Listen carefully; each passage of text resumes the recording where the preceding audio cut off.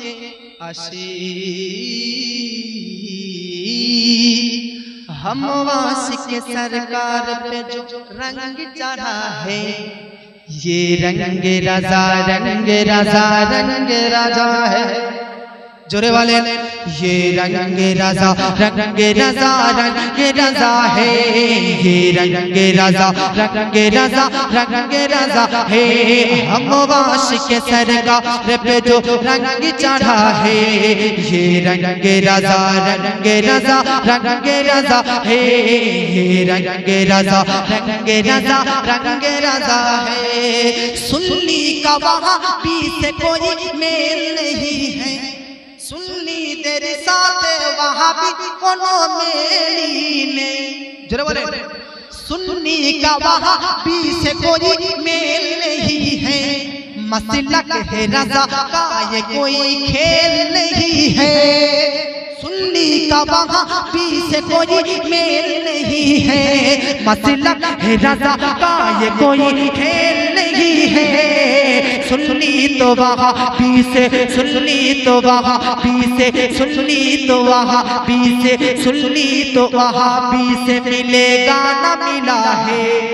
जरा बोले सुन्नी तो वहाँ भी से सुन्नी तो वहाँ भी से मिलेगा ना मिला है ये रंग राजा है।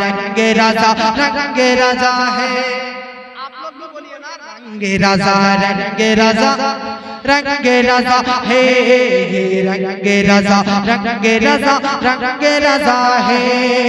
लाका ये खरीदार की सूरत में ज़माना, लाका ये खरीदार की सूरत में ज़माना, कदमों में कोई डाल दे दुनिया का खजाना। जोरे बोले लाका ये खरीदार की सूरत में ज़माना, कदमों में कोई डाल दे दुनिया का खजाना।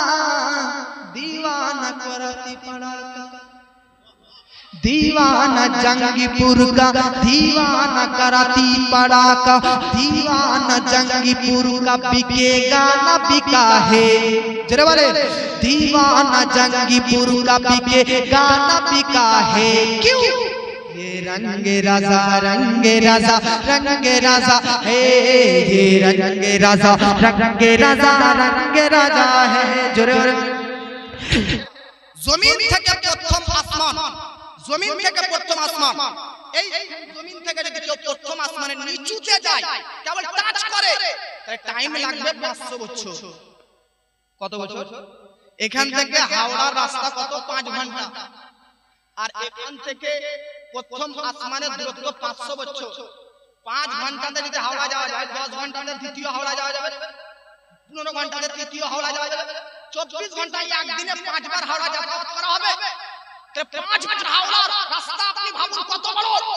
একদিনের যদি এত দূর হয় তাহলে 500 বছর এখান থেকে প্রথম আসমানের নিচ লাগবে, নিচ। এবার প্রথম আসমান এটা, প্রথম আসমানটা ধরেন এটা, তো এই নিচে লাগলো এই জমিন থেকে এখানে নিচে আসতে 500 বছরের মাঝে মেঘ পার করতে এখানে নিচে আসতে 500 বছর। এই প্রথম আসমানটা কত মোটা জানেন? এর মোটাই ভাগ শেষ করে উপর যেতে যেতে আবার 500 বছর টাইম লেগে যাবে। প্রত্যেকটি আসমানের মাঝে 500 বছরের ডিফারেন্স, আর প্রত্যেকটি আসমান মোটা প্রশস্ত হচ্ছে আবার 500। জোরে বলেন সুবহানাল্লাহ। আমার বাবাজি মিল্লাতে ইসলামিয়া সিদরাতুল মুনতাহা সব 7 আসমানের উপরে রয়েছে সিদরাতুল মুনতাহা। জোরে বলেন সিদরাতুল মুনতাহা, সিদরাতুল মুনতাহার শিকড়, সিদরাতুল মুনতাহার জড়, সিদরাতুল মুনতাহার কাণ্ড, সিদরাতুল মুনতাহার মূল আছে 6 নম্বর আসমানে।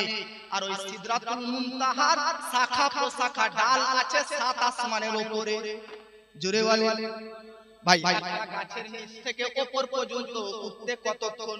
2 মিনিট 5 মিনিট। কিন্তু কেউ যদি সিদরাতুল মুনতাহা এই গাছের একটা ডালের ছায়াতে একদিক থেকে আরেক দিক যদি কেউ যায় টাইম লাগবে 100 বছর।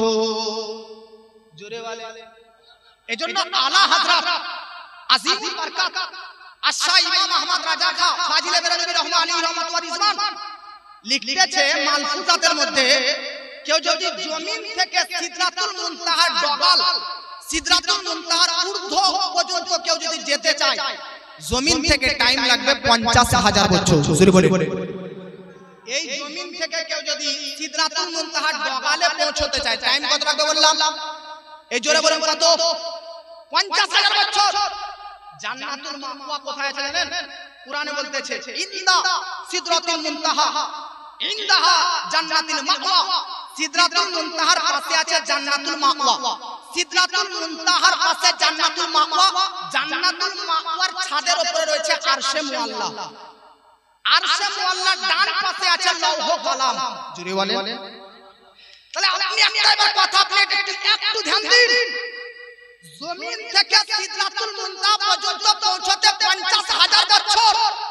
ও সিদরাতুল মুনতাহার চাইতে বড় কুরসি, কুরসি চাইতে বড় আরশ, ये सात आसमान, ये सिदराতুল মুনতাহা, ये কুরসি, ये জান্নাতুল মাওয়া, ये বাইতুল মামুর, ये সব কিছু আরশের কাছে কতটুকু জানেন?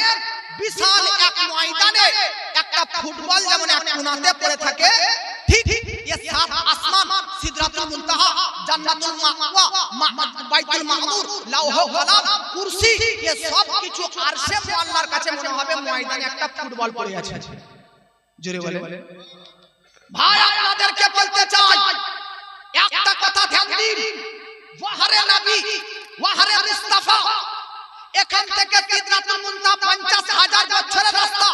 সিদরাতুল মুনতাহার উপরে কুরসি, কুরসির উপর আরশ, আরশে মুআল্লার পরে মুস্তাওয়া, মুস্তাওয়ার পরে 70টি হিজাব, 70টি হিজাব, আল্লাহর তাজাল্লিয়াতের 70টি হিজাব।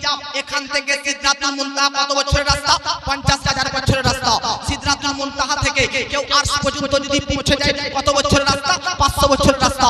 আরশে মুআল্লা থেকে আবার মাকামে মুস্তাওয়া, এই মাকামে মুস্তাফা যদি কেউ পৌঁছতে চায় আবার 500 বছরের রাস্তা।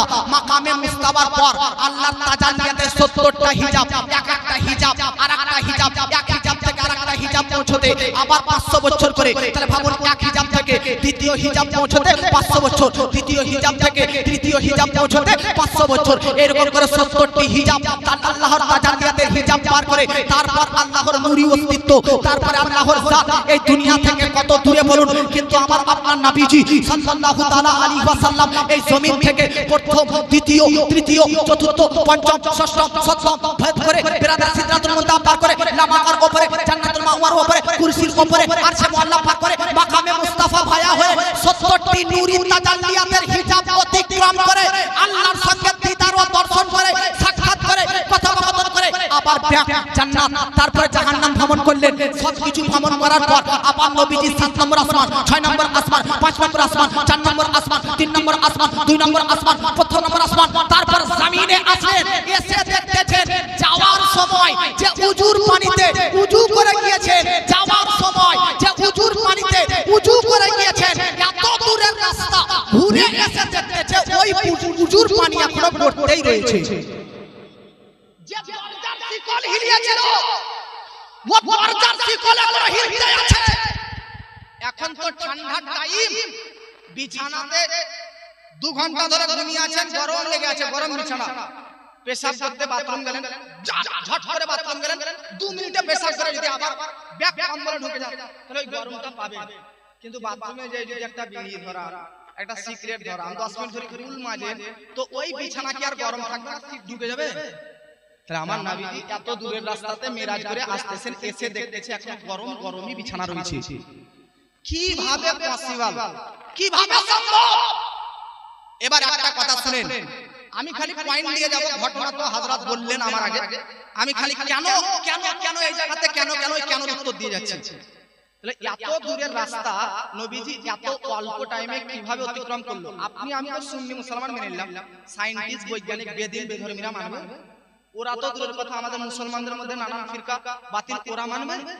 তো শুনেন, এবার আমি প্রথমে আমাদের মুসলিম সমাজের যারা ভ্রান্ত মতবাদ পোষণকারী বাতিল ফিরকা তাদেরকে উত্তর দিতেছি।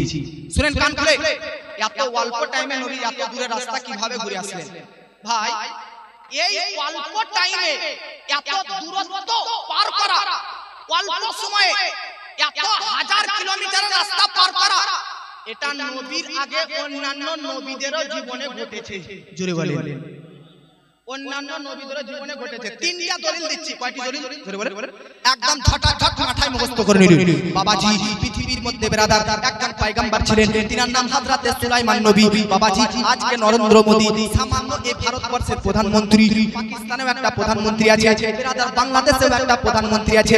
যে যে দেশের প্রধানমন্ত্রী তার রাজত্ব তার দেশ পর্যন্তই সীমাবদ্ধ। আপনারা বলেন তো নরেন্দ্র মোদির রাজত্ব বাংলাদেশে কি চলবে? নরেন্দ্র মোদির রাজত্ব পাকিস্তানে কি চলবে? না না না, যে যে দেশের প্রধানমন্ত্রী, যে যে দেশের বাদশা, যে যে দেশের রাজা, তার রাজত্ব তার বাদশাহ তার দেশ পর্যন্ত সীমাবদ্ধ। কিন্তু আপনাদেরকে বলতে চাই এই 206টি দেশ মিলিত গোটা পৃথিবী জুড়ে আল্লাহ পাক 4 জন ব্যক্তিকে মোট ইতিহাসের পাতায় লেখা আছে ব্রাদার, 4 জন ব্যক্তিকে মোট আল্লাহ পুরো পৃথিবীর প্রধানমন্ত্রীর পদ, পুরো পৃথিবীর আজকে রাজত্ব বাদশা আল্লাহ 4 জনকে বানিয়েছেন। ওই 4 জন চলে গিয়েছে, আর একজনকে আল্লাহ বানাবেন। উনি এখনো পৃথিবীতে জন্মগ্রহণ করেননি, উনি পৃথিবীতে জন্মগ্রহণ করবেন। আমার বক্তব্য টপিক এগুলো নয়, কিন্তু আপনাদেরকে সাইডে কিছু কথা বলতেছি। যে 4 জনকে আল্লাহ পাক, যে 4 জনকে গোটা পৃথিবীর রাজত্ব দান করেছেন, ওই 4 জনের মধ্যে 2 জন সৎ আর 2 জন অসৎ, 2 জন মুমিন, 2 জন কাফের। আগে কাফেরের নাম শুনেন, একজনের নাম হচ্ছে নমরুদ, দ্বিতীয় নাম হচ্ছে ব্রাদার ফেরাউন। নমরুদ আর ফেরাউন এই 2 জন ব্যক্তি ব্রাদার পুরো পৃথিবীর রাজত্ব আল্লাহর কাছ থেকে পেয়েছে। কি আশ্চর্য বিষয়, আল্লাহর কাছ থেকে রাজত্ব পেয়েছে আর আল্লাহর সঙ্গে গাদ্দারি করেছে, এইজন্য বেদিন কাফির হয়ে মারা গিয়েছে। কিন্তু পৃথিবীর মধ্যে ব্রাদার 2 জন ব্যক্তি মুমিন যারা পুরো পৃথিবীর উপর রাজত্ব করেছে, তিনাদের মধ্যে একজন হযরত যুলকারনাইন আলাইহিস সালাম, তিনি একজন পয়গম্বর ছিলেন। আরেকজনের ব্যক্তির নাম শুনেন ব্রাদার, তিনি হচ্ছে হযরত সুলাইমান আলাইহিস সালাম। তিনিও পুরো পৃথিবীর উপর রাজত্ব করেছেন। তিনারা পুরো পৃথিবীর উপর রাজত্ব পেয়ে আল্লাহর কৃতজ্ঞতার শুকরিয়া আদায় করেছে, এইজন্য ঈমান নিয়ে পৃথিবী থেকে ইন্তেকাল করে গিয়েছে। বাবাজি আপনাদেরকে বলতে চাই 4 জন ব্যক্তির তো নাম শুনলেন যিনারা রাজত্ব করে ইন্তেকাল করে গিয়েছেন, কিন্তু একজন এখনো পৃথিবীতে জন্মগ্রহণ করেননি, যিনি এখনো পৃথিবীতে আসেননি। তিনি পৃথিবীতে আসবে, জন্ম নেবে এবং পুরো পৃথিবীর উপর রাজত্ব করবে। ওই ব্যক্তিটাকে নাম শুনে নিন ব্রাদার, ওই ব্যক্তিটা হচ্ছে হযরত ইমাম মাহদী আলাইহিস সালাম।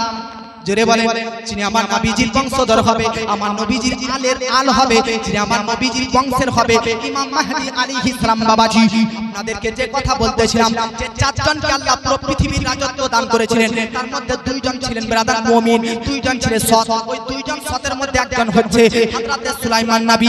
হযরত সুলাইমান নবী ব্রাদার পশু পক্ষীর ভাষা জানতেন। আল্লাহ কোরআনের মধ্যে বলে দিয়েছে, ইয়া আইয়ুহান নাস কুল্লিমনা মানতিকাত তায়র। সুলাইমান নিজেই বলতেছে, যেটা কোরআনে লেখা আছে, সুলাইমান নবীকে আল্লাহ জঙ্গলের পানির, দরিয়ার সমস্ত মাছ মাছলি, সমস্ত পশু পক্ষীর ল্যাঙ্গুয়েজ ভাষা পর্যন্ত আল্লাহ বুঝার শক্তি সুলাইমান নবীকে দান করেছেন। শুনে নিন বাবাজি, সুলাইমান নবীকে জিন্নাতেরও পর্যন্ত রাজা বানিয়েছে। বাবাজি হযরত সুলাইমান নবীর দরবারে একটা পাখি ছিল, এই পাখিটা কয়েকদিন থেকে ব্রাদার দেখতে পাওয়া যায়নি। হঠাৎ করে পাখিটা হযরত সুলাইমান নবীর কাছে আসে। সুলাইমান নবীকে ব্রাদার ওই পাখিটা বলতেছে, আমি এই জন্য কিছুদিন থেকে ছিলাম না, তার কারণ আমি পুরো পৃথিবী ভ্রমণ করতেছিলাম। হযরত সুলাইমান নবীকে ওই পাখিটা বলতেছে, আপনার এই রাজ্য থেকে, আপনার এই সিংহাসন থেকে কয়েক হাজার কিলোমিটার দূরে একটা রাজ্য আছে, যে রাজ্যের মধ্যে একটা রানী আজকে রাজ্য পরিচালনা করে। সেই রানীটার নাম হচ্ছে বিলকিস। সেই রানীটার নাম হচ্ছে বিলকিস। তার রাজ্যের মধ্যে যত মানুষ রয়েছে, কেউ এক আল্লাহর একত্ববাদকে স্বীকার করে না, কেউ আল্লাহকে মানে না, সবাই মূর্তি পূজক, সবাই চন্দ্র পূজক, সবাই সূর্য পূজক। ইয়া নবী সুলাইমান নবী, আপনি ওই রানীকে ডাক দেন। রানীকে ডাক দেওয়ার পর আল্লাহর দাওয়াত দেন, আল্লাহর একত্ববাদের দাওয়াত দেন। সুলাইমান নবী বেরাদার ওই রাজ্যের রানী মালকা বিলকিসকে বেরাদার আল্লাহর একত্ববাদের দাওয়াত দেওয়ার জন্য চিঠি লিখে পাঠালেন। মালকা বিলকিস চিঠির উত্তর দিলেন, সুলাইমান তুমি যে আল্লাহর প্রকৃত নবী, এর দলিলটা কি? দলিলটা তুমি দিতে পারবা কি বলো? সুলাইমান নবী বলবে, হ্যাঁ হ্যাঁ অবশ্যই তোমাকে আমি যে নবী তার একটা দলিল দেখাবো, তুমি আমার সামনে এসো। শর্ত হচ্ছে তুমি আমার সামনে এসো। এবার দেখুন ব্রাদার, কয়েক হাজার কিলোমিটার দূর থেকে সুলাইমান নবীর বেরাদার আশ্চর্যজনক ঘটনা সুলাইমান নবীর বেরাদার নবী হওয়ার দলিল দেখার জন্য বেরাদার অমুক রাজ্য থেকে হাজার হাজার কিলোমিটার দূর থেকে রাজ্যের রানী বেরাদার তার দলবল নিয়ে সুলাইমান নবীর দরবারে আসার জন্য বেরিয়ে গেছে। 2-3 দিন লাগতেছে আসতে, কয়েকদিন লাগবে তার আসতে। এবার সুলাইমান নবী বেরাদার একটা সভার মধ্যে বসে আছে, সভার মধ্যে বসে আছে, জিন জাতিরাও আছে, মানব জাতিরাও আছে। সুলাইমান নবী বলতেছে ওই যে হাজার কিলোমিটার দূর থেকে রানীটা আসতেছে, আমার নবী হওয়ার দলিল নিবে, তাকে আমি একটা দলিল দিব। কি দলিল তোমরা জানো? তার রাজ্যের মধ্যে ওই রানীর বেরাদার সবচাইতে ওই রানীর রাজ্যের মধ্যে একটা দামি জিনিস আছে, ওই দামি জিনিসটার নাম হচ্ছে সিংহাসন। যে সিংহাসনটা সোনা মুক্তা হীরা দিয়ে তৈরি। সুলাইমান নবী বলতেছে সে তো সবারই উপর চেপে আসতেছে 5 দিন 10 দিন ধরে। আমি সুলাইমান নবী হিসাবে যে দলিল দিব, তার রাজ্য থেকে তার দামি সিংহাসনটা আমি তার আসার আগে তার এই দরবারে পৌঁছে তাকে গিফট করে দেখিয়ে দিব। তার আসার আগে আমি তার ওই সিংহাসনটা তাকে এখানে এসে বলবো বসো, তোমার সিংহাসনে তুমি বসো। নবী হওয়ার এটাই দলিল। দেখেন কি হয়। এবার সুলাইমান নবী তার সভাতে যারা যারা বসে আছে তারা বলতে একদম সাইলেন্ট। কে আছো বলো? ওই হাজার হাজার কিলোমিটার দূর থেকে ওই সিংহাসনটা তুলে আনতে পারবে অল্প টাইমে? একটা জিন দাঁড়িয়ে গেল। কুরআন, এটা কুরআন, সূরার নাম সূরা, কুরআনের মধ্যে এটা লিখিত রয়েছে। সূরার নাম রাদা, কুরআনের মধ্যে যেটা সূরা নামাল। কি বললাম জোরে বলুন? সূরার নাম সূরা নামাল 27 থেকে 28 নম্বর আয়াতের মধ্যে লিখিত রয়েছে। একটা জিন দাঁড়িয়ে গেল। জিনরা পৃথিবীতে কত বছর জীবন যাপন করেছে মানব জাতির আগে? 60,000 বছর। এই জিন 60 বছর নয়, 60,000 বছর। একটা জিন দাঁড়িয়ে আছে, সুলাইমান বলছে হে সুলাইমান, আমি আপনাকে ওই হাজার হাজার কিলোমিটারের রাস্তা পার করে ওই সিংহাসনটা এনে দেব। কতক্ষণে জানেন? আপনার এই মাজমা শুরু হয়েছে 1 ঘন্টা আগে, এই মাজমা শেষ হতেই না ওই সিংহাসনটা আমি আপনার দরবারে হাজির করে দেব। সুবহানাল্লাহ। ক ঘন্টার মধ্যে? 1 ঘন্টার মধ্যে সভা শেষ হতে ভাই। আপনাকে যদি বলি আমার জলসা শেষ হতে না হতে একটা আলমারি এনে দেন হাওড়া থেকে, পারবেন? জেনে বলেন পারবেন? না। তো সিংহাসন বেরাদার সুলাইমান নবীকে জিন কি বললেন? আপনার এই সভা শেষ না হতে হতে আমি নেব। সুলাইমান নবী বলেন না গো, আরো অল্প টাইমে দরকার, আরো শর্ট টাইম। আবার মানব জাতির মধ্যে একজন দাঁড়িয়ে গেলেন। উনি সুলাইমান নবীর একটা উম্মত, আর ওই উম্মতের তিনি ওলি ছিলেন, আল্লাহর ওলি। তিনি দাঁড়ানোর পর বলেন সুলাইমান নবী গো, আপনার এই দরবারে আমি ওই সিংহাসনটা এনে দেব। কুরআন বলছে সুলাইমান নবী জিজ্ঞেস করলো কতক্ষণ লাগবে, টাইম লাগবে বলো, তুমি কতক্ষণে আনতে পারবে? তো ওই ব্যক্তি বলতেছে আপনার চোখের পলক তুললে ফেলা মাত্র এক পলকে ওই সিংহাসন আপনার দরবারে হাজির করে দেব। জগৎবাসী, কুরআন থেকে প্রমাণ, হাজার হাজার কিলোমিটার দূরত্ব থেকে সুলাইমান নবীর একটা সাধারণ ওলি, সাধারণ উম্মত যদি হাজার কিলোমিটারের দূরত্ব থেকে সিংহাসন এক পলকে আনার ক্ষমতা রাখে, সমস্ত নবীদের নবী আমার নবী মুহাম্মদ আরবি একটা রাতের কিছু অংশে হাজার হাজার কিলোমিটার পার করে নামাজের উপরে আল্লাহকে দিদার করে নামাজ দুনিয়াতে আনতে পারবেন কি পারবেন না? জোরে বলেন। সুলাইমান নবী একটা ওলি যদি এত দূর থেকে সিংহাসন আনতে পারে, তাহলে আমার নবী তো নবী আর নবীদের নবী, তিনি একটা রাতের কিছু অংশে আল্লাহর কাছ থেকে নামাজ নিয়ে আসতে পারবেন না? জোরে বলেন। তো ইয়ে হচ্ছে কোরআনের মধ্যে একেবারে গুছিয়ে যাওয়া, দূরত্ব গুছিয়ে যাওয়া। কি বললেন জোরে বলেন? আরবিতে বলা হয় তয়্যে মাকানি। জোরে বলুন সুবহানাল্লাহ। বাবাজি, তাহলে এটা একটা দলিল আপনাদেরকে দিলাম। এটা বাতিলদেরকে, আপনাদের দলিল নয়, আপনাদেরকে দিচ্ছি। দেখেন, বাতিলদেরকে একটা দলিল দিলাম। এবার আসুন 2 নম্বর দলিল। শুনতে চান কি জানেন না? এই 2 নম্বর দলিলটা কোথায় আছে? কুরআনে। সূরার নাম সূরা বাকারা, আয়াত নাম্বার 259। জোরে বলুন কত নম্বর আয়াত? এই জোরে বলুন কত?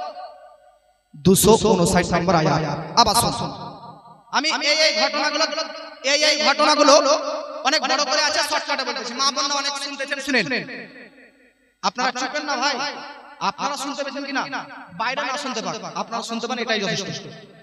হযরতে উযাইর নবী, পৃথিবীর মধ্যে আমার বয়স যদি 22 হয় তাহলে আমার বেটার বয়স 25 হবে। জোরে বলেন। আমার বয়সের চাইতে আমার বেটার বয়স কম হবে।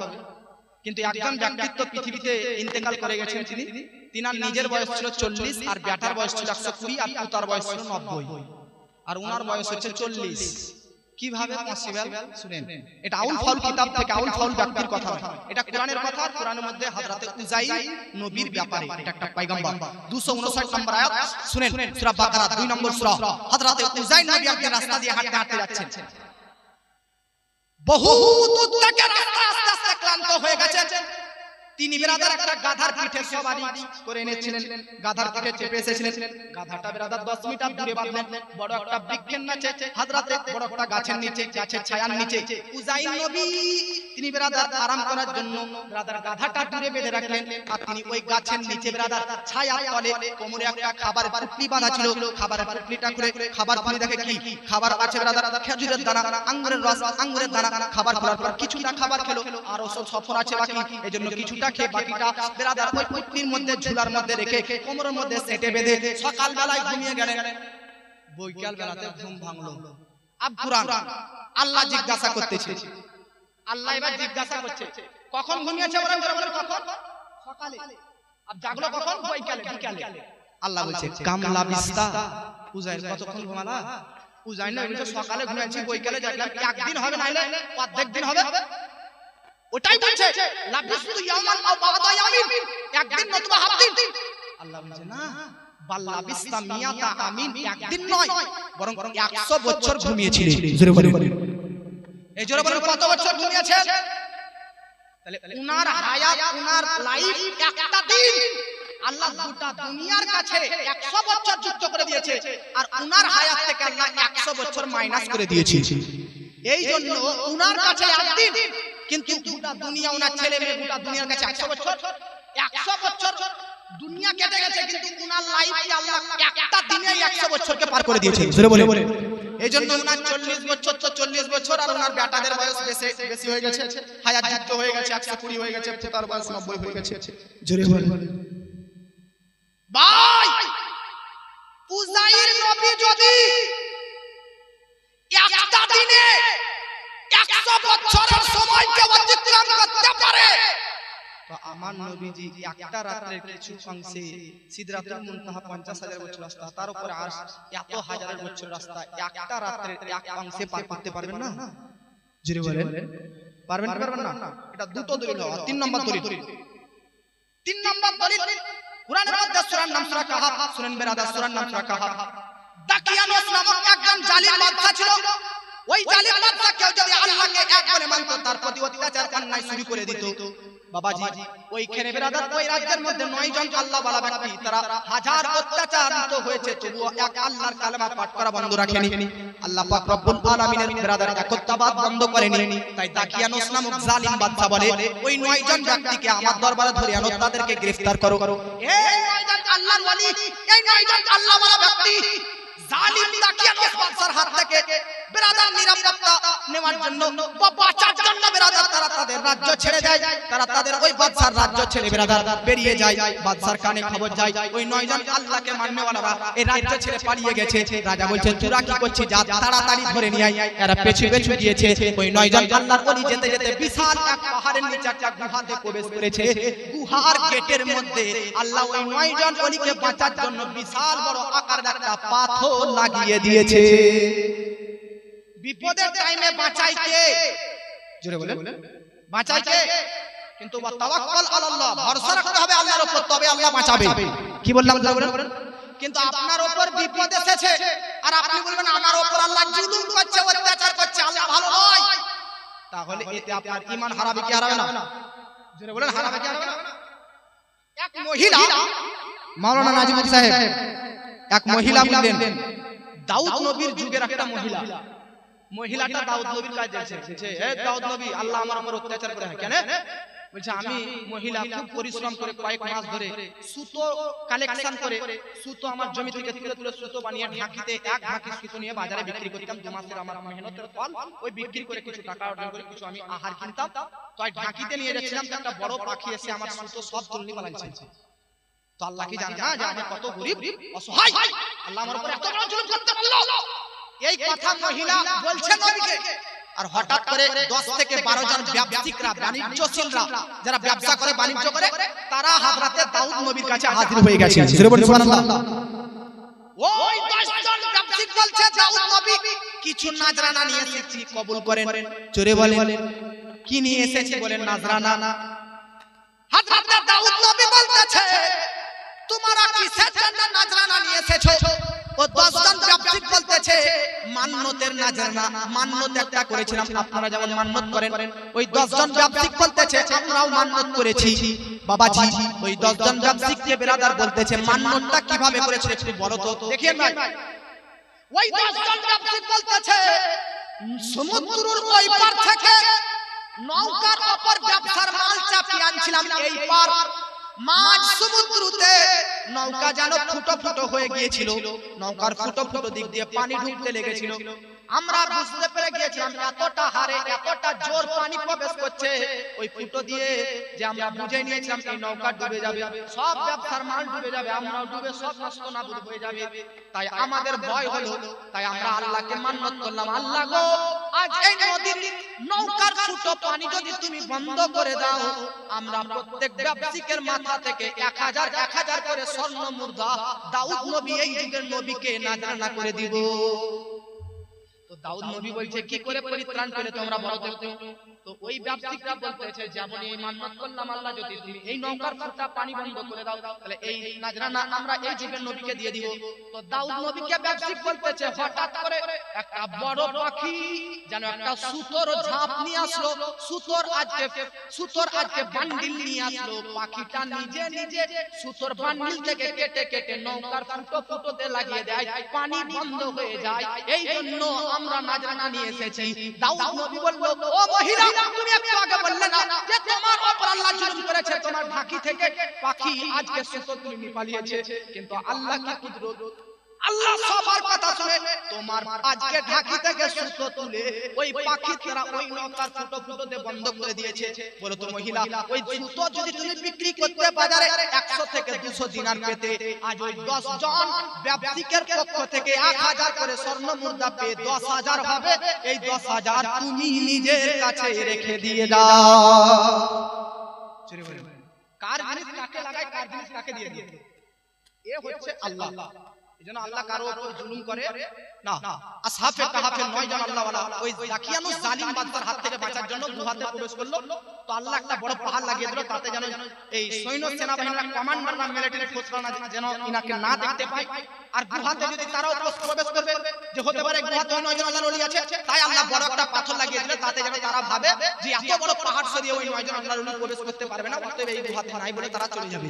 এই 9 জন আল্লাহর ওলি ওই গুহার মধ্যে ঢুকে শুয়ে গেছে, তাদেরও ঘুম একদিন পর ভেঙেছে, এক অপরের তারা বলা বলি করছে কদিন ঘুমালি রে, তো এখানে কোরআনের আয়াত লাবিস না ইয়াওমান আও বাদি আমিন, একদিন ঘুমিয়েছি না হলে 7 দিন হবে। আল্লাহ পাক বলতেছে না তোমরা এই গুহার মধ্যে 309 বছর ঘুমিয়েছো।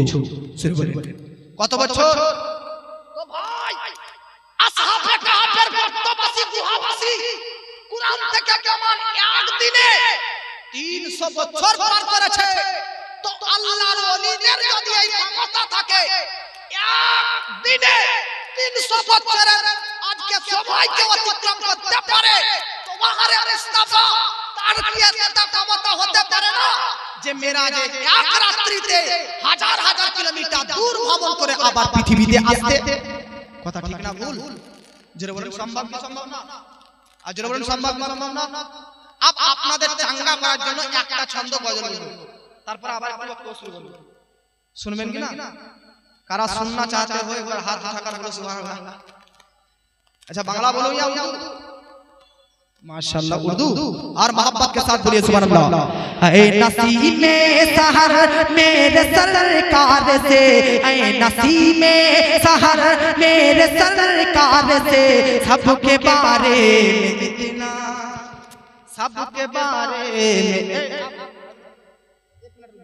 सबके बारे में इतना बता दीजिए। ऐ नसीमे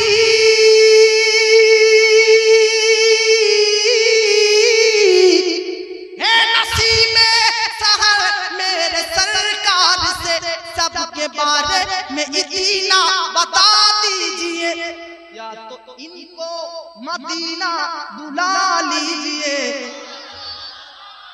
अब जो नजराना देगा उसी के लिए हम दुआ करेंगे। या तो इनको मदीना बुला लीजिए, या तो इनको मदीना बुला लीजिए। आप लोग दे या ना दे, फिर भी हमारा कर्तव्य है कि आपके लिए दुआ करना, क्योंकि हम लोग इमाम साहब है ना, इमाम साहब को जितने गाली दो उतना ही आपके लिए दुआ करेंगे, है कि नहीं? इसलिए बोलता हूँ या तो सबको, अगला शेर सुनेगा तो और मशहूर होगा, सिर्फ इसी पे बिरादर एक बार मशहूर मोहब्बत के साथ बोले सुभान अल्लाह। या तो सबको मदीना बुला लीजिए, या तो सबको मदीना बुला लीजिए, या तो आपको मदीना बुला लीजिए, या तो इनको मदीना बुला लीजिए, या तो आप सबको मदीना बुला लीजिए, या तो सबको मदीना बुला लीजिए। और ना या तो दिल को मदीना बना दीजिए, या तो दिल को मदीना, आप लोग बोलिए बना दीजिएगा। हाँ, या तो दिल को मदीना बना दीजिए, या तो दिल को मदीना बना दीजिए, या तो दिल को मदीना बना दीजिए। काम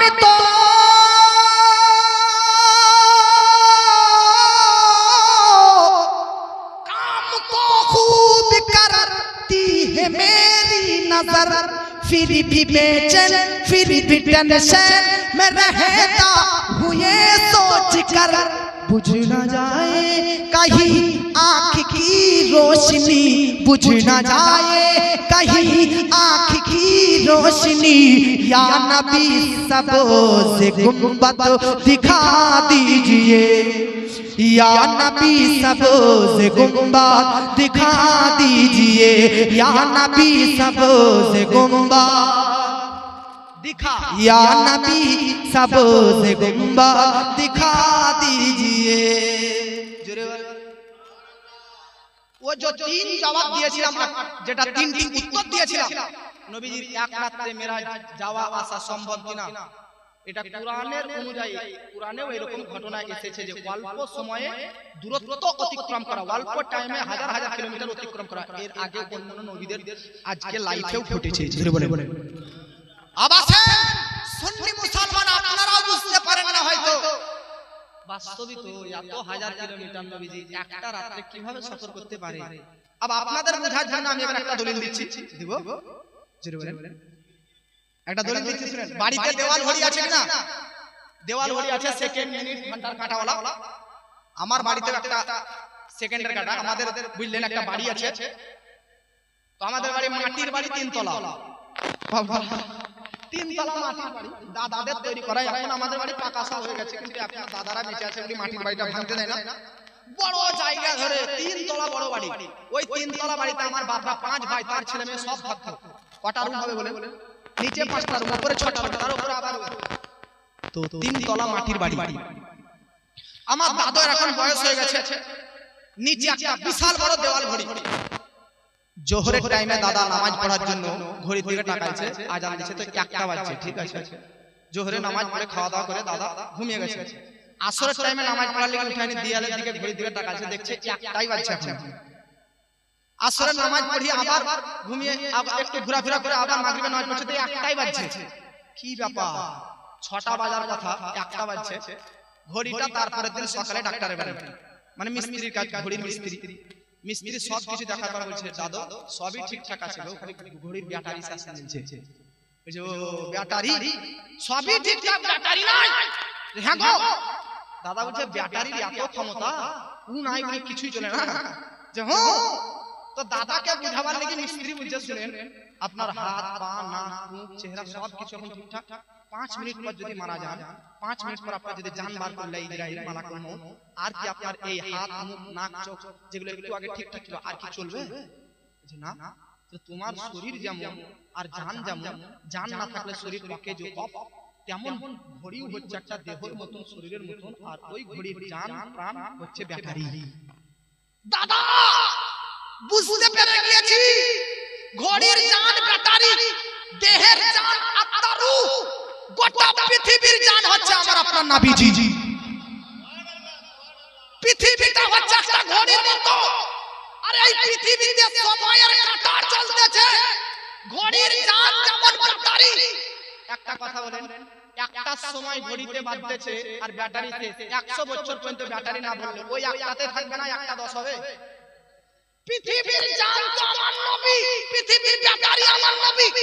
अब পৃথিবীতে কত সময় মেরাজে লেগেছে আল্লাহ জানে, পৃথিবীতে টাইমই ক্যাচ করতে পারেনি। তার কারণ কি? পৃথিবী ঘড়ি আর পৃথিবীর ব্যাটারি আমার নবী, পৃথিবীর জান আমার নবী। নবী প্রথম আসমান চলে গেছে, পৃথিবী থেকে ব্যাটারি বেরিয়ে গেছে। ঘড়ি থেকে ব্যাটারি বেরিয়ে গেলে সেকেন্ডের কাঁটা, মিনিটের কাঁটা, ঘন্টার কাঁটা যে যেখানে ছিল ওখানে দাঁড়িয়ে যায়। ঠিক পৃথিবীটাও বেরাদার উজুর পানি যেখানে করছিল ওখানে অফ, দরজার শিকল যেখানে হিলছিল ওখানে দাঁড়িয়ে গেছে, গরম বিছানা যেখানে ছিল ওখানে থেকে গেছে। কেন? কারণ পৃথিবীর মধ্যে জান প্রাণ ব্যাটারি নবীজি নেই, নবীজি নেই। নবী প্রথম আসমান চলে গেছে, এদিকে পৃথিবী অফ। নবী দ্বিতীয় আসমান, এদিকে পৃথিবী অফ। নবী তৃতীয় আসমান, এদিকে পৃথিবী অফ। নবী চতুর্থ আসমান, এদিকে পৃথিবী অফ। নবী সাত আসমান, এদিকে পৃথিবী অফ। নবী সিদরাতুল মুনতাহা, পৃথিবী বন্ধ। নবী লামাকা, পৃথিবী বন্ধ। নবী আরশে মুআল্লা, পৃথিবী বন্ধ। নবী বেরাদার হিজাবাত পার করতেছে 70টি, পৃথিবী বন্ধ। আল্লাহর সঙ্গে কথোপকথন দিদার করতেছে, পৃথিবী বন্ধ। কত লক্ষ হাজার বছর লেগেছে আল্লাহ জানে, কিন্তু পৃথিবীতে টাইমই ক্যাচ করতে পারেনি। কত সময় লেগেছে? কারণ পৃথিবীতে সময় আজকে বেরাদার ভাববে কি করে, ক্যাচ করতে পারবে কি করে? কারণ পৃথিবীর সময়ের চক্র তো বন্ধ, কারণ পৃথিবীর তো ব্যাটারি চান নবী নেই। এইদিকে বেরাদার নবীর মেরাজ কমপ্লিট, নবী ফিরে আসতেছে, পৃথিবী এখনো অফ। এইদিকে নবী ফিরে চলে আসলেন 7 নম্বর আসমানে, পৃথিবী অফ। নবী 6 নম্বর আসমানে, পৃথিবী অফ। নবী 5 নম্বর আসমানে, পৃথিবী অফ। নবী 3 নম্বর আসমান, পৃথিবী অফ। নবী 2 নম্বর আসমান, পৃথিবী অফ। নবী প্রথম আসমান, পৃথিবী অফ। পৃথিবী অফ। নবী প্রথম আসমান থেকে দুনিয়াতে ঢুকেছে একটা সময় ব্যাটারিতে। একটা সময় যদি ঘড়ির ব্যাটারি শেষ হয়, 100 বছর ব্যাটারি না বললে ওই একটাতেই থাকবে। কত টাইম মেরাজে লেগেছে আল্লাহ জানে, কিন্তু যখন নবী বেরিয়ে গেছে পৃথিবী অফ হয়ে গেছে। নবী মেরাজে ঘুরে পৃথিবীতে চলেছে 100 বছর পর।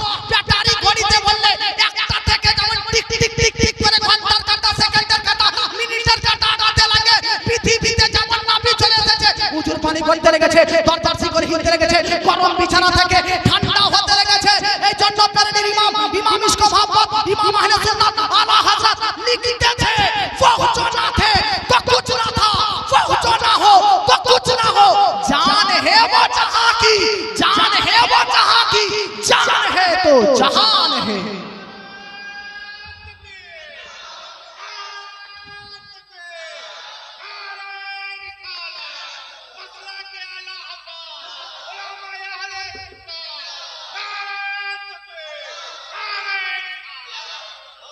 আচ্ছা 19 তারিখ থেকে 20 তারিখ হলো কি হলো না? দিন থেকে রাত হলো কি হলো না? একটা থেকে যদি 4টা হয় তার মানে ঘড়ি চলছে কি চলে না? পাগলা বোকা, ঘড়ি যদি চলে তাহলে প্রমাণ হয় ব্যাটারি জীবিত আছে।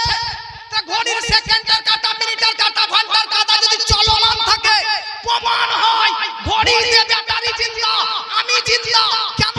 কারণ শরীরে জান আছে।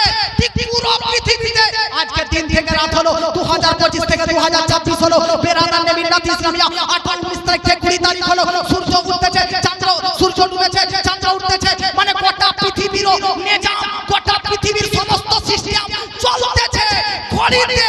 কাঁটা চললে ব্যাটারি জিন্দা, দেহতে হাত নড়াচড়া করলে জান জিন্দা, পৃথিবী চলছে। রওজায়ে আকদাসে মদিনাতে নবী জিন্দা।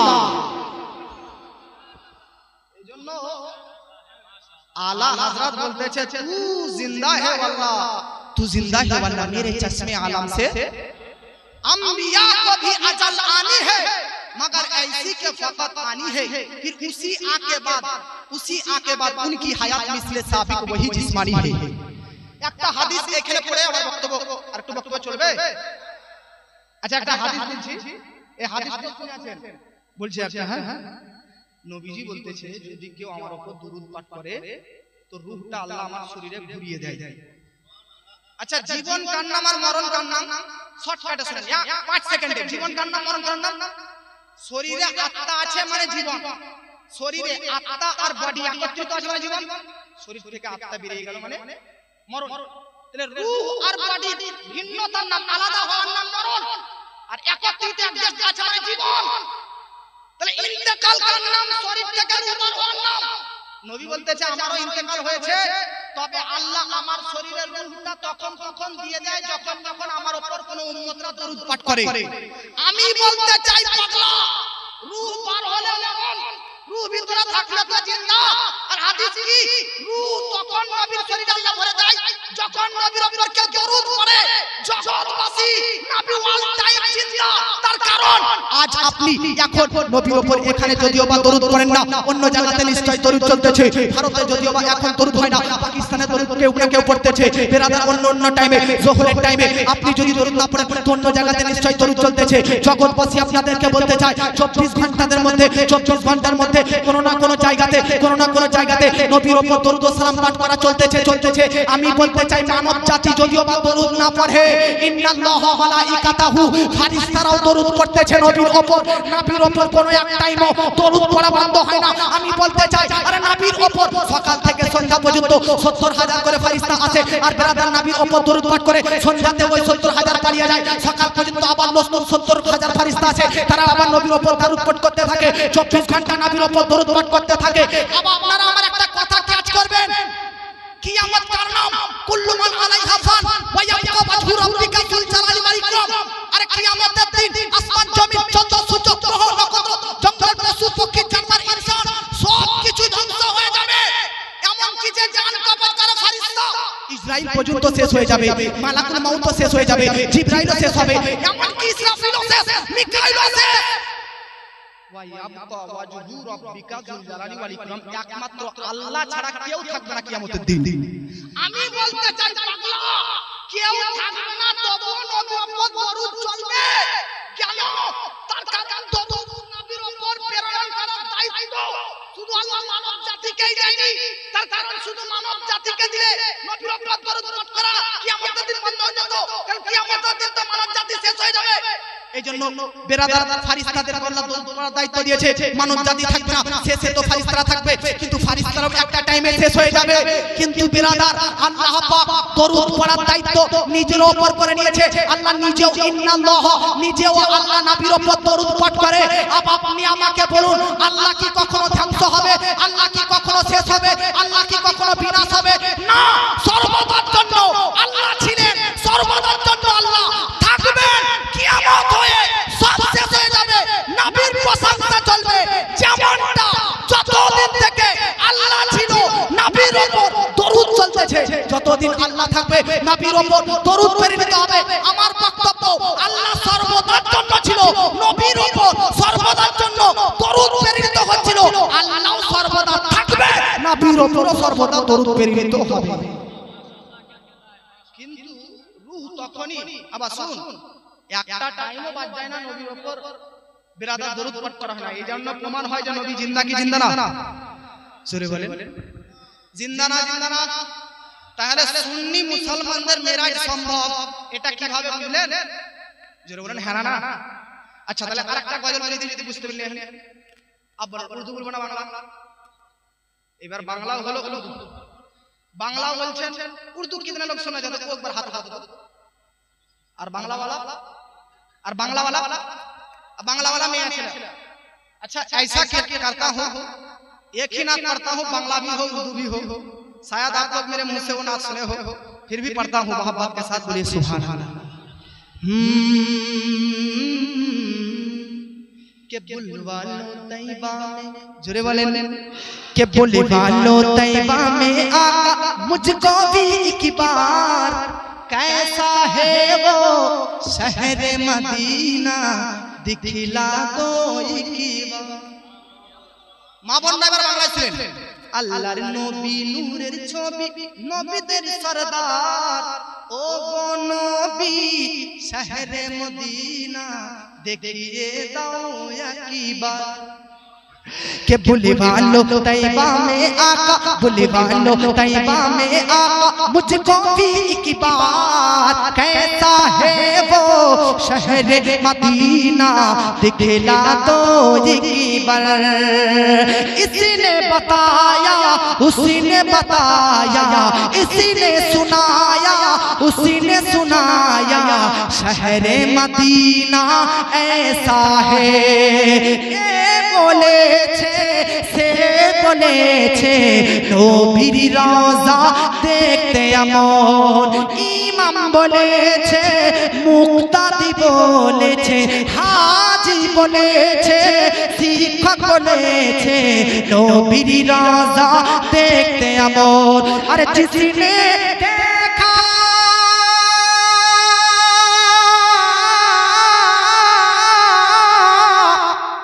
जिसने देखा उसने बताया जे देखेছে সে বলেছে খুলতে বাড়ি কে जैसा है জোরে বলেন जिसने देखा उसने बताया खुलने बारी के जैसा है जिस दर पे हूरों की निमा का जिस दर पे हूरों की निमा का जय दरबार हुरफारिस दर लगता है बाजार कैसा है वो शहर मदीना दिखला दो एक बार जोरे वाले একবার হাত তুলে বলেন সুবহানাল্লাহ একবার পা তুলে বলেন পা তুলে বলা যাবে না এখানে যদিও পা তোলা হবে না কিন্তু ময়দানে যুদ্ধের ময়দানে গিয়ে তুলতে হবে নাকি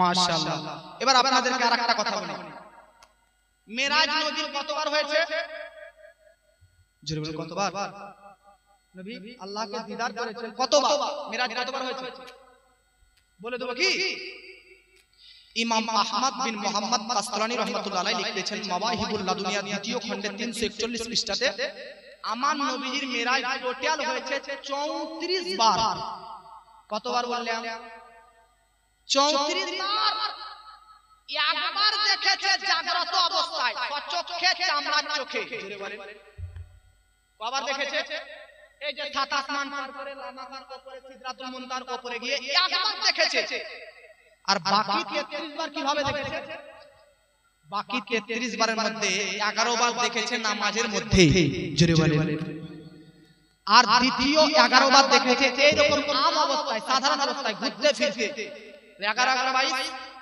আর 11 বার নবী কিভাবে দেখেছে আর 11 বার নবী আমার বিল্লাত ইসলামিয়া তিনি বিরাদার ঘুমন্ত অবস্থায় স্বপ্নের মধ্যে দেখেছে জোরে বলেন 33 বার নবীর মেরাজ হয়েছে রূহানি ভাবে 33 বারের মধ্যে প্রথমে 11 বার নামাজের মধ্যে আল্লাহকে 11 বার দেখেছে বাবা আর বাকি 11 বার কিসে এরকম অবস্থায় যেরকম আম হালাতে এই দেখো দেখো আপনারা আর 11 বার আল্লাহ নবী ঘুমন্ত অবস্থায় দেখেছে আর একবার সরাসরি সশরীরে লামাকার ওপারে গিয়ে আল্লাহকে দিদার করেছে জোরে জোরে আর মহাভাবে বলেন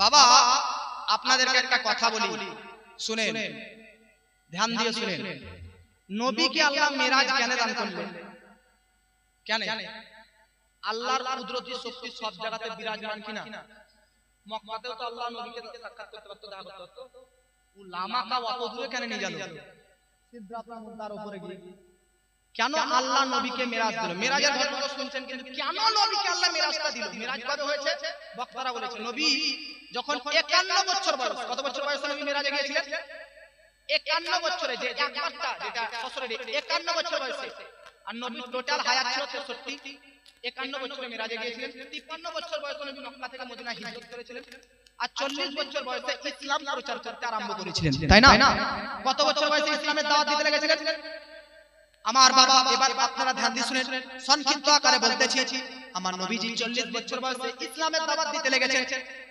3 বছর প্রথম 3 বছর নবীজি গোপন গোপন ভাবে লুকায়িত অবস্থায় ইসলামের দাওয়াত দিলেন জোরে বলেন এ বাবা প্লিজ সাইলেন্ট নবী 40 বছর বয়সে ইসলামের দাওয়াত দিতে লাগলেন তো 3 বছর লুকায়িত অবস্থায় গোপন গোপন ভাবে কেউ জানতো না কত বছর বলেন লুকায়িত অবস্থায় তাহলে 40 আর 3 যোগ করলে কত হয় 43 কি না তাহলে 43 বছর পর্যন্ত নবী ইসলামের দাওয়াতটা দিলেন গোপন গোপন ভাবে আল্লাহ 43 বছর যখন নবীর বয়স তখন কোরআনের মধ্যে আয়াত অবতীর্ণ করলো হুকুম দিল ওয়া আনজির হাবিব এবার আপনি ইসলামের দাওয়াতটা খুল্লাম খুল্লা প্রকাশ্যে দিতে লাগলেন আব্বাজি আমার মুসলমান, এই যে নবীজি খুল্লাম খুল্লা প্রকাশ্যে ভাবে ইসলামের দাওয়াত দিতে যেমন নবীদের দাওয়াত দিতে লাগলেন, আপনাকে বললাম নবীজি 40 বছর বয়সে ইসলামের দাওয়াত দিতে লেগেছিলেন, কিন্তু 3 বছর পর্যন্ত নবীজি বাবাজি আমার গোপন ভাবে দাওয়াত দিলেন। এই 3 বছর নবীজি গোপন ইসলামের দাওয়াত দেবে বেরাদার। সর্বপ্রথম দেখুন বেরাদার, পুরো পৃথিবীর মধ্যে নবী ইসলাম প্রচার করাতে বেরাদার সর্বপ্রথম কে ঈমান এনেছে, একটা প্রশ্ন জাগতেই পারে।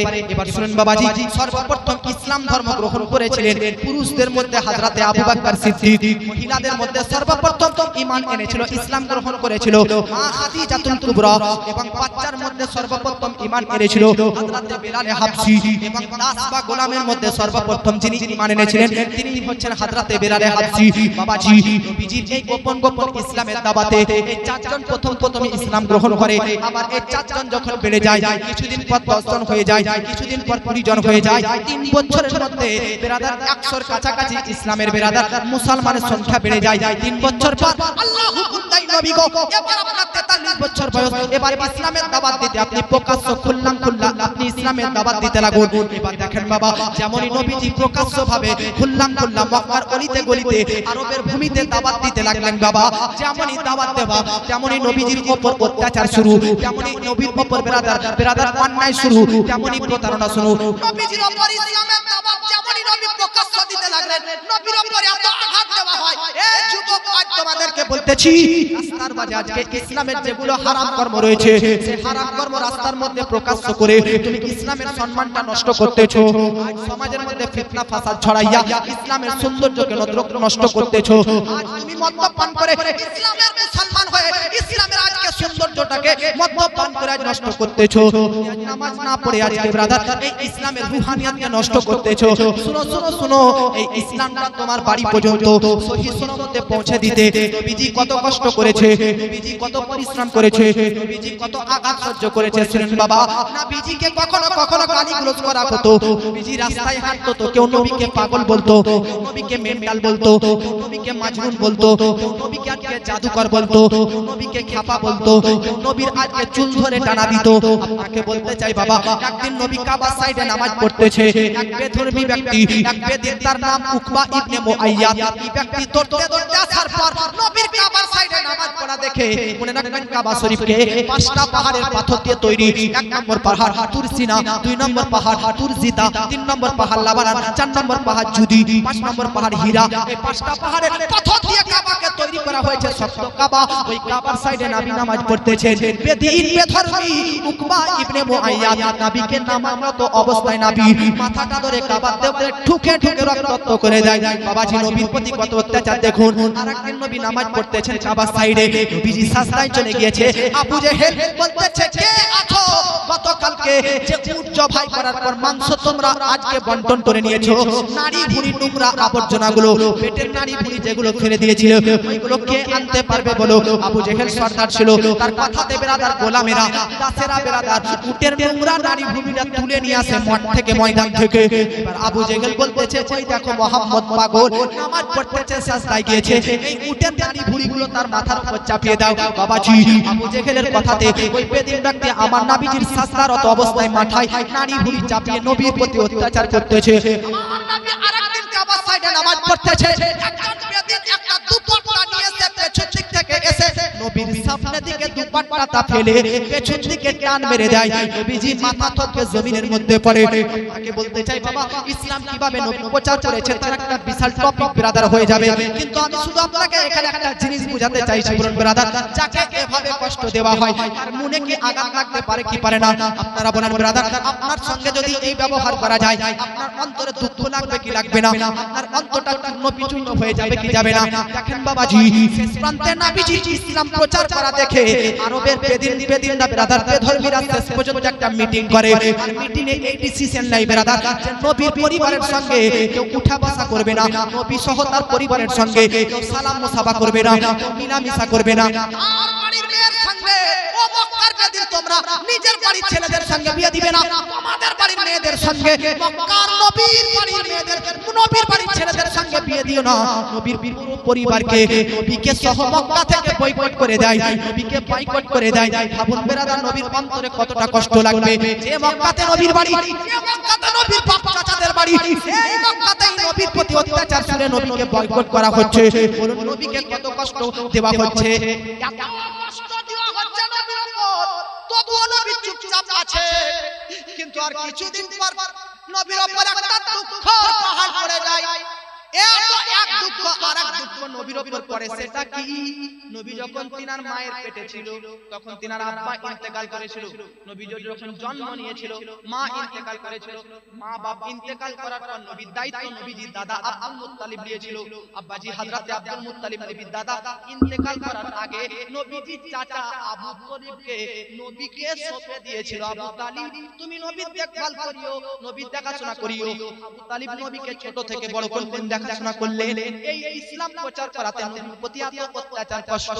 আর ওই আবু তালিব সব মক্কার কাফেররা নবীর বিরোধিতা করতেন, একমাত্র আবু তালিব বাদ দিয়ে আবু তালিব নবীকে নানান ধরনের অ্যাটাক থেকে বাঁচাতেন, নবীকে আজকে দেখাশোনা করতেন, নবীকে বড় করে তুলেছেন। আমার নবী সবচাইতে আবু তালিবকে ভালোবাসতেন। ওই আবু তালিব ওই ইসলাম প্রচার করাতে এইদিকে তো দুঃখ নবীর ওই চাচা আবু তালিব ইন্তেকাল করে দেয়। তারপর নবীর উপর দুঃখের পাহাড় যেন পড়ে যায়। এত এক বয়কট করে নবীকে কষ্ট, এরই মাঝে নবীর চাচার একদিকে ইন্তেকাল, নবী আর দুঃখ সহ্য করতে পারেন না। এই চাচার মারার ইন্তেকালের দুঃখ, ওইদিকে মানুষের বয়কটের দুঃখ। আল্লাহু আকবার, কি বলবো ভাই, এই দুই দুঃখ তো নবী পাচ্ছেন না সহ্য করতে করতে। এরই মধ্যে আমার নবীর সবচাইতে কাছের প্রিয় নবীর স্ত্রী মা খাদিজা রাদিয়াল্লাহু ইন্তেকাল করেন। আর কত কষ্ট হবে বলেন? এত মনে দুঃখ, এই দুঃখ ভরা মন নিয়ে নবী ঘুমিয়ে আছে।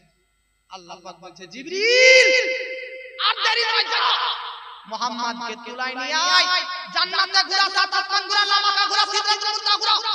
মুস্তাফাকে বলে দিব এ মুস্তাফা সব কিছু ঘোরাফেরা করে সর্বশেষ আমার দিদার করে নাও, তাতে যেন তোমার মনের ভিতর থেকে সব দুঃখ কষ্ট দূরীভূত হয়ে যায়।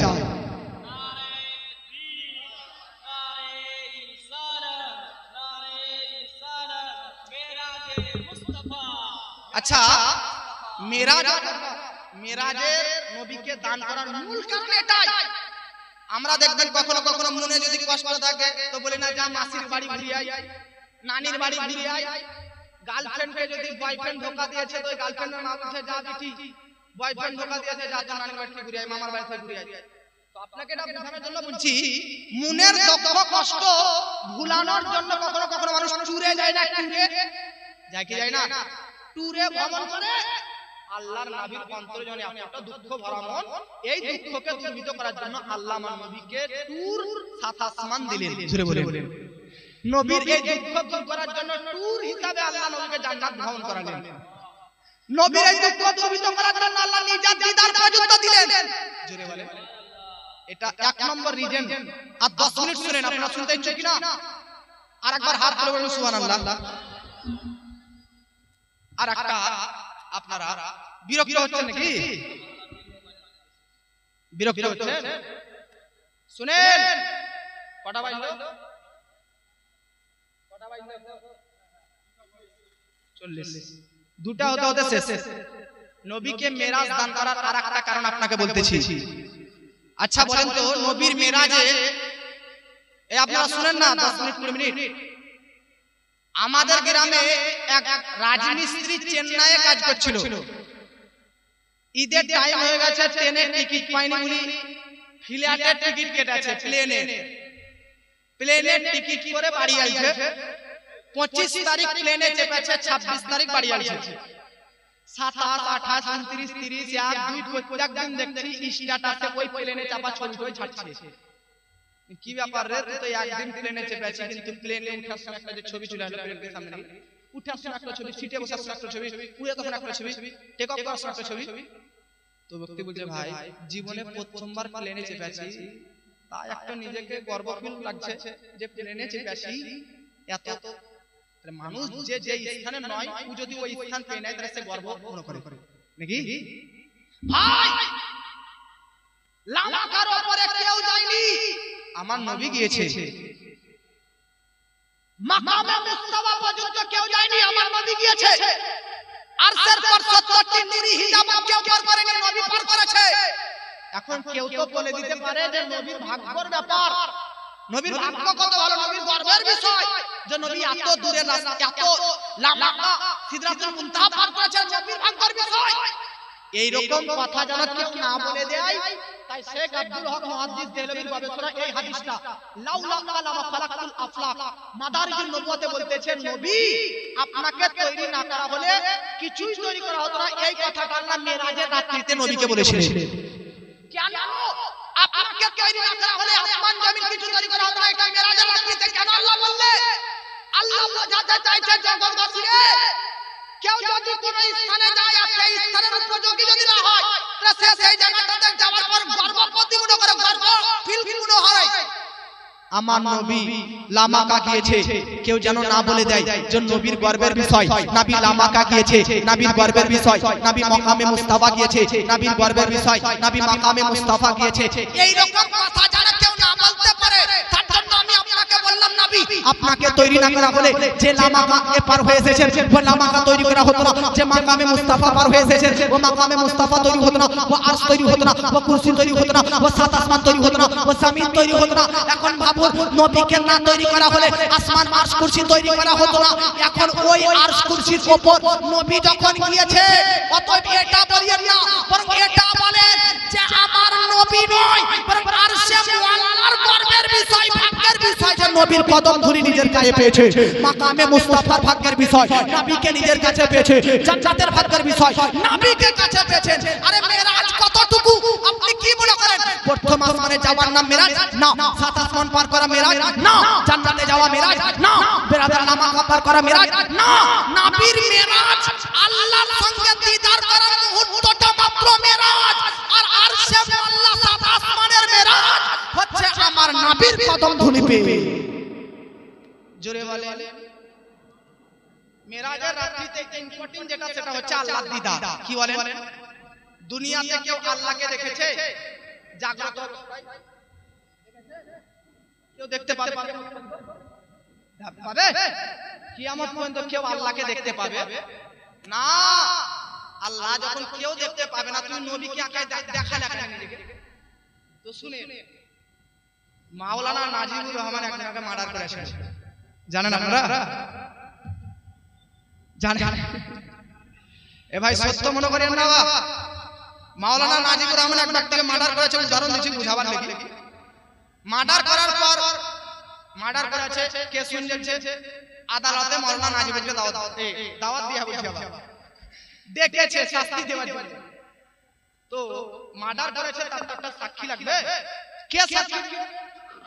সাক্ষী দেওয়ার জন্য হযরত দিয়েছে নূর মোহাম্মদ মাওলানা চলিয়ে দিয়েছে। আমি দেখাইছি, আমি হযরত মাওলানা নাজিবুরের বিরুদ্ধে সাক্ষী দেব। জজ মাওলানা নূর মোহাম্মদকে জিজ্ঞেস করছে, নাজিবুর রহমান যে মার্ডার করেছে, তুমি সাক্ষ্য দিবা? তো নূর মোহাম্মদ বলছে, হ্যাঁ আমি সাক্ষ্য দেব, উনি মার্ডার করে। তো ও যেখানে মার্ডার করেছে নাজিবুর রহমান, তুমি ওই ঘটনা স্থানে উপস্থিত হয়ে চোখে দেখেছো মার্ডার করা? তো নূর মোহাম্মদ বলছে, না গো, চোখে দেখিনি, বউয়ের মুখে শুনেছিলাম। নাজিবুর রহমানের সাক্ষ্য কি গ্রহণ হবে জজের কাছে? ওনার সাক্ষ্য হবে? সাক্ষ্য দেওয়ার জন্য আই উইটনেস, চোখে দেখা জরুরি। যে কোনো বিষয়ে সাক্ষ্য দিতে গেলে চোখে দেখতে হবে। যেটা দেখা যায় না ওই বিষয়ে সাক্ষ্য গ্রহণযোগ্য হবে কি হবে না? যেটা দেখা না, আপনি যে বিষয় দেখেননি ওই বিষয়ে সাক্ষ্য দিলে গ্রহণযোগ্য হবে? হবে হবে না? আবার শুন, পৃথিবীর মধ্যে হযরতে আদম নবী আসলেন, আসার পর বললেন, আশহাদু, আমি সাক্ষ্য দিচ্ছি লা ইলাহা ইল্লাল্লাহ, আল্লাহ এক। হযরতে নূহ নবী আসলেন, আসার পর সাক্ষ্য দিলেন, আল্লাহ এক। হযরতে ইব্রাহিম নবী আসলেন, আসার পর সাক্ষ্য দিলেন, আল্লাহ এক। হযরতে ইসমাঈল নবী আসলেন, আসার পর সাক্ষ্য দিলেন, আল্লাহ এক। আপনারা আমরা যোহর পর, আসর পর, মাগরিব পর, এশা পর, ফজর পর, ওয়াল টাইমে এই সাক্ষ্য দিই না যে আল্লাহ এক, আল্লাহ এক। শুধু তাই নয়, আমরা বলি জান্নাত আছে, আমরা বলি জাহান্নাম আছে, আমরা বলি আরশ আছে, আমরা বলি লৌহ কলম আছে। এখন কোন নাস্তিক যারা আল্লাহকে মানে না, তারা যদি প্রশ্ন করে দেয়, আচ্ছা তোরা মুসলমানরা বলছি আল্লাহ এক, আল্লাহ এক, কেউ কি আল্লাহকে দেখেছিস? কেউ কি আল্লাহকে দেখেছিস? আদম নবী থেকে ঈসা নবী পর্যন্ত প্রত্যেকটা নবী বলেছে আল্লাহ এক, আল্লাহ এক। কেউ কি আল্লাহকে দেখেছে? যেটা দেখা যায় না সেটার বিষয়ে সাক্ষ্য গ্রহণযোগ্য হয় না, যেটা দেখা যায় না সেটার ব্যাপারে সাক্ষ্য উইটনেস অ্যাকসেপ্টেড হয় না। অতএব আদম নবীর সাক্ষ্য ভুল, এক আল্লাহ বলা, কারণ সে আল্লাহকে দেখেনি। নূহ নবীর সাক্ষ্য ভুল, কারণ সে আল্লাহকে দেখেনি। পৃথিবীর কোন মুসলমান আল্লাহকে দেখতে পায় না। অতএব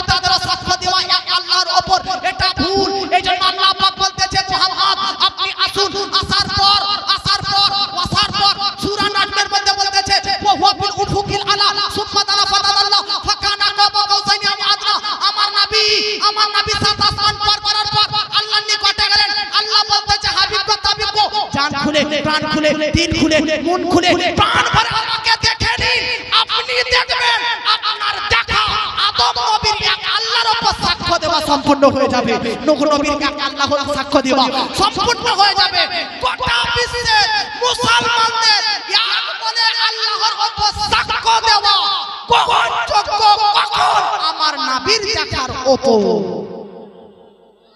আমার নবীর দেখাতে আপনার আমার আল্লাহ এক, এই সাক্ষ্য দেওয়া সম্পূর্ণ হয়েছে। জোরে বলেন। এইজন্য বাবাজি আল্লাহ পাক নবীকে মেরাজ এই জন্য একটা দান করলেন যে আপনি আমাকে দেখুন, তাতে যেন মুসলমানদের এক আল্লাহর উপর সাক্ষ্য দেওয়া যেন গ্রহণযোগ্য হয়ে যায়। জোরে বলেন। আর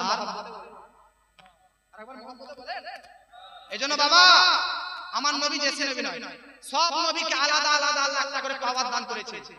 আর আমার নবীকে আল্লাহ সব নবীদের পাওয়ারকে এক করে তার চাইতে আরো বেশি আমার নবীকে পাওয়ার দিয়েছে।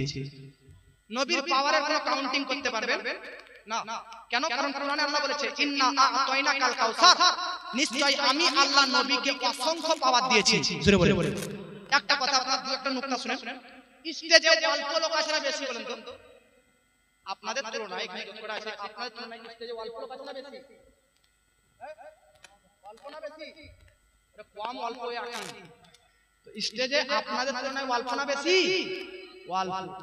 আমাদের তুলনায় আপনাদের মাঝে বেশি না অল্প? পুরো জঙ্গিপুরে মমতা এলে ভিড় হয়ে গেছে, তখন বেশি না বেশির বেশি? বেশির বেশি। তাহলে একটা অল্প হলো, একটা বেশি হলো, একটা বেশির বেশি। তিনটা জিনিস কি কি বুঝে যান? অল্পটা চোখ ফেলা মাত্র গুনতে পারবেন, চোখ 1 2 3 4 5 গুনে নিলেন ফট। কিন্তু বেশি যেটা অল্পর উপরের র‍্যাঙ্ক, এটা চোখ ফেলা মাত্র গুনা যাবে, কিন্তু একটু টাইম লাগবে। সব কটা আছে একটু টাইম লাগবে না। কিন্তু যেটা বেশির বেশি, গোটা জমিপুরে মানুষ যদি ভরে যায়, ওটা চোখ ফেললেও গুনতে পারবেন। বেশির বেশিকে গোনা যায় না, হিসাব করা যায় না। ভাই পৃথিবীতে আপনাদের এই এলাকার নাম করা মুফতি জাহাঙ্গীর খান, উনার কতটা জ্ঞান আছে গুনতে পারবেন? মাপ করতে পারবেন? মুফতি আলিমউদ্দিন, উনার ভিতরে যে কত জ্ঞান মাপ করতে পারবেন? মুফতি জুবাইর, উনার ভিতরে কত জ্ঞান মাপ করতে পারবেন? তো জুবাইরদের, জাহাঙ্গীরদের, আলিমউদ্দিন, আলী হোসেন, ইনাদের যদি জ্ঞান না মাপ করতে পারেন, তাহলে ইনাদের গুরুদের, শিক্ষকদের জ্ঞান কি করে মাপ করবেন? উনাদের যদি জ্ঞান না মাপ করতে পারেন, তাহলে উনার উস্তাদদের কত জ্ঞান মাপ করবেন? আমি বলতে চাই, বাদ দিলাম সবার কথা, কে হুজুর তাজির শরিয়ার কত জ্ঞান মাপ করতে পারবেন? না। তো হুজুর তাজির শরিয়ার জ্ঞান অল্প না বেশি না বেশি বেশি? তো আপনারা বলে দেন যে বেশি। আবার আপনারা বলি হুজুর তাজির শরিয়ার জ্ঞান যদি না মাপতে পারেন, মুফতি আজম হিন্দ আলা হযরতের ছোট পুত্র জ্ঞান মাপ করতে পারবেন? না। আলা হযরতের জ্ঞান কতটা মাপ করতে পারবেন? আরে আলা হযরতের জ্ঞান কতটা যদি মাপ না করতে পারেন, আলা হযরতের আজকে পীর সেকেন্ডারি রাসূলুল্লাহ নবী তিনার আজকে জ্ঞান মাপ করতে পারবেন? না। আমি বলতে চাই হুজুর গৌসে পাকের জ্ঞান মাপ করতে পারবেন? না। হুজুর গৌসে পাকের জ্ঞান যদি না মাপ করতে পারেন, তো হুজুর আজকে ব্রাদার মিল্লাত ইসলামী আবু সাইদ মাকজুমি তিনার জ্ঞান মাপ করতে পারবেন? না। গোটা দুনিয়াতে নবীর পর থেকে আজ পর্যন্ত কোটি কোটি মুফতি, মুহাদ্দিস, মুজাদ্দিদ, মুহাক্কিক এসেছে, একটা মুফতির জ্ঞান মাপ করতে পারেন না। তো কোটি কোটি মুফতির জ্ঞান এক যদি করা হয়, তাহলে ওইটা মাপা যাবে? জোরে বলেন, মাপা যাবে? তো এবার আপনাকে কি লাগছে? কোটি কোটি মুফতিদের জ্ঞান অল্প না বেশি না বেশির বেশি? জোরে বলেন, বেশির বেশি? বেশির বেশি না অল্প? তাহলে সামান্য ১৫০০ বছর থেকে এই ১৫০০ বছরের সময়ে এতগুলো মুফতির জ্ঞান এক করলে আপনারা বলছেন বেশির বেশি, মানে হিসাব করতে পারবো না।